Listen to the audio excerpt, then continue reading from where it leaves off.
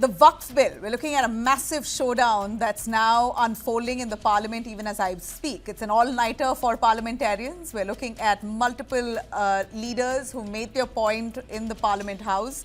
And it's very likely that the bill could be tabled, it could pass, or it could be defeated. So we're waiting for that moment to happen. But let me cut across to what's transpired in the last few hours. While you have the opposition upping the ante against the centre, claiming that this is a bid to harm the minority rights in the country, Union Home Minister Amit Shah today, slamming the opposition, said and assured that no non-Muslims will enter Waqf property. This is one of the biggest fears that minorities seem to be having, that non-Muslims will operate on Waqf properties, that they will interfere into the functioning of the Waqf properties entirely. But here Amit Shah claiming that there will not be a non-Muslim who will interfere in Waqf business. Shah clarifies that Muslims in Waqf councils and boards are only basically non-Muslims are only going to be part of the council and boards, only part of the administration process, which is clerical and nothing to do with any of the religious processes that happen within Waqf. He accused the opposition of trying to spread fear for vote bank politics. Amit Shah has also alleged rampant corruption. Waqf officials leasing properties for 100 years, he says. Amit Shah says, we've seen the kind of rampant corruption that's happened within Waqf board, and the Congress regime did nothing to solve it. So here you have Amit Shah saying this Waqf amendment bill will help you catch those culprits who violated Waqf guidelines for their own benefit. Listen in. देश तोड़ दोगे आप लोग, तोड़ दोगे। हमने साहब मैं अभी भी आपके माध्यम से, इस सदन के माध्यम से देश भर के मुसलमान भाइयों बहनों को कहना चाहता हूं, आपके वक़्फ में एक भी नॉन मुस्लिम नहीं आएगा। ये एक्ट में ऐसा कोई प्रावधान नहीं। मगर जो वक़्फ बोर्ड है और वक़्फ परिषद है, उसका काम क्या है? वक़्फ की संपत्तियां मान्यवर बेच खाने वाले लोगों को पकड़कर इसके बाहर निकालने का। वक़्फ के नाम पर औने पौने दाम में संपत्तियों को 100 साल तक किराए पे देने वाले लोगों को पकड़ना है। वक़्फ का जो पैसा होता है, इनकम जो गिरती जा रही है, जिसके माध्यम से माइनॉरिटी का विकास करना है, माइनॉरिटी को आगे बढ़ाना है, इस्लाम धर्म की सारी धार्मिक संस्थाओं को पुख्ता करना है। ये पैसा जो चोरी होता है ना, उसको पकड़ने का काम वक्फ बोर्ड वक्फ परिषद करे। और मान्यवर वो चाहते हैं कि इनके राज में जो मिलीभगत चली वो चलती रहे। ये नहीं चलेगी, ये नहीं चलेगी।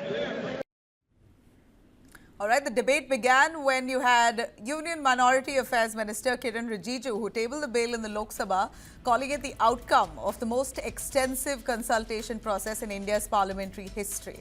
The bill seeks to streamline Waqf property administration, introduces tech-driven management and boosts transparency. This is the version that comes in from the centre itself as part of the bill, saying that the bill has everything to benefit the minority.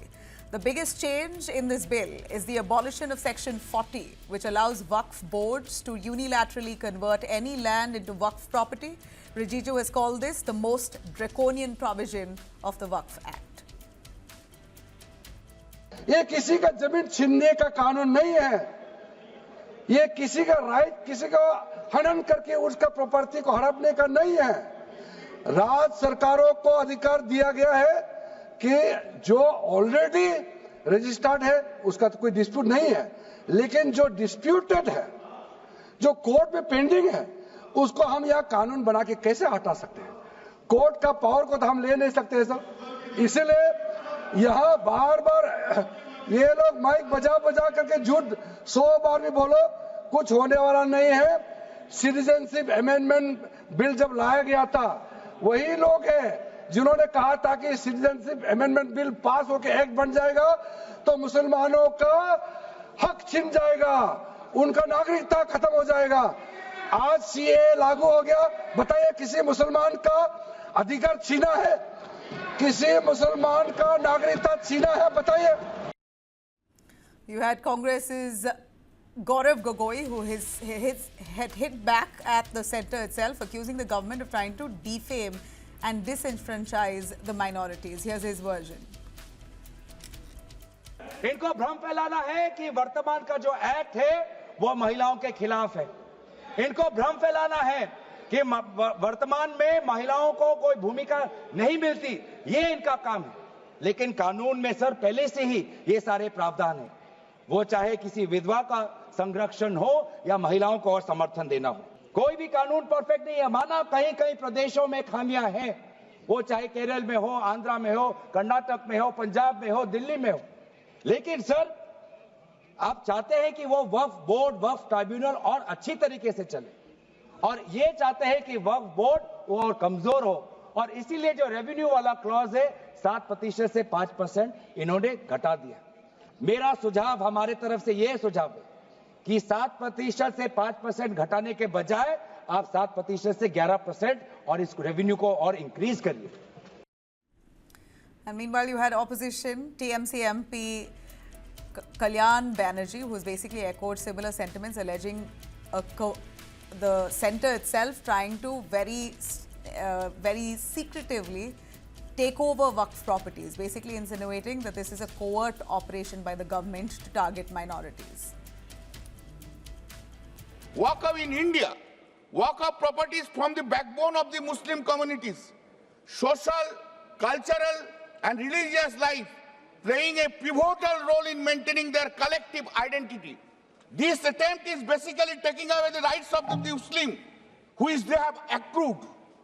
Any attempt to nullify the Supreme Court judgment by legislative process is illegal and unconstitutional. Madam, introduction of definition of the government property seems to be mischievous. Why Waqf will be allowed to define government property?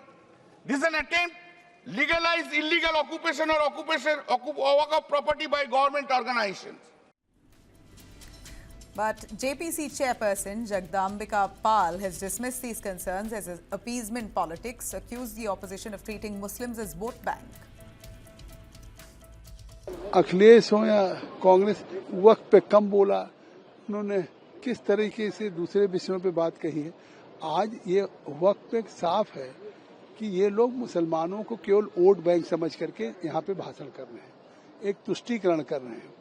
और आज सरकार जो इस amendment को लेकर के आई है वो पसमानदा, गरीब या महिलाओं के वेलफेयर के लिए।